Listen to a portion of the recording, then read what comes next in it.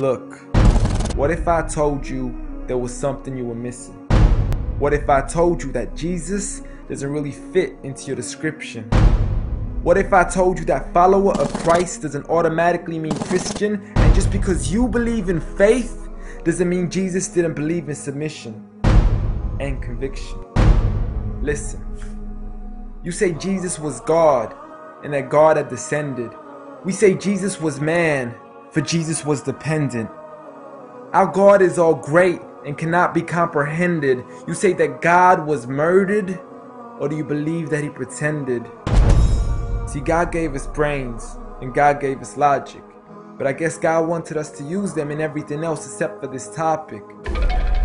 It's like wearing a cross and proclaiming that you love Jesus, when if God was murdered on the cross really shouldn't please us. I mean, would you be wearing an axe if it was used to chop your mother up into pieces? See, this is what happens when you believe in faith, but fail to believe in reason. See, we used to worship the Creator until Satan turned us to the creation. We began to worship the people and neglect the one who made them. We began to believe that God had died, but how could a God even be created? A miraculous birth, and therefore the Son of God was begotten.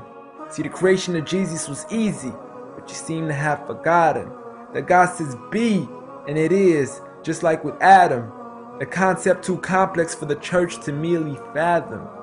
But he was the creator of the universe, for all we know, even more. And so what if we can't see him? I mean, what, you acting like our universe is small? I mean, there's still so much we're still yet to explore. I mean, there's still so many things as human beings we still haven't seen, touched, heard, or saw. I mean, our eyes can't even handle the sight of the sun. So how can we possibly handle the sight of our Lord? See, Jesus used to pray, but in your opinion, who'd he pray to? I mean, if Jesus was God, surely prayer would be of no use. Or did he only require it when he needed to know the truth? Like when God wasn't sure whether it was the season of the fruit. Or maybe he prayed when there was something he couldn't do. Like when he said, I of myself can do nothing. But you took it as there's nothing he couldn't do. See, no one used to worship Jesus, so ask yourself, why do you? A concept so straightforward, but has left so many confused. See, Jesus preached one God, but the church has failed to practice. And I mean, you don't have to be that dumb to know that 1 + 1 + 1 equaling 1 isn't necessarily going to give you a pass in mathematics. See, the church said 3, when Jesus said 1. Jesus said God, when the church said Son. Jesus never said worship me, rather he said pray. But you've chosen to worship Jesus despite everything he used to say. You began to think with your emotion and forgot to think with your mind.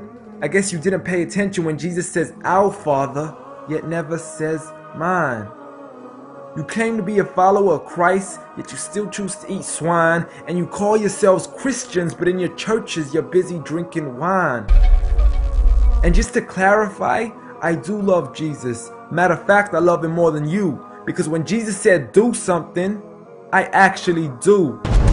However, I'm not connected with the church nor with the Bible. See, I love Jesus as my prophet, but refuse to worship him as an idol, just like he wanted and proclaimed it as sin.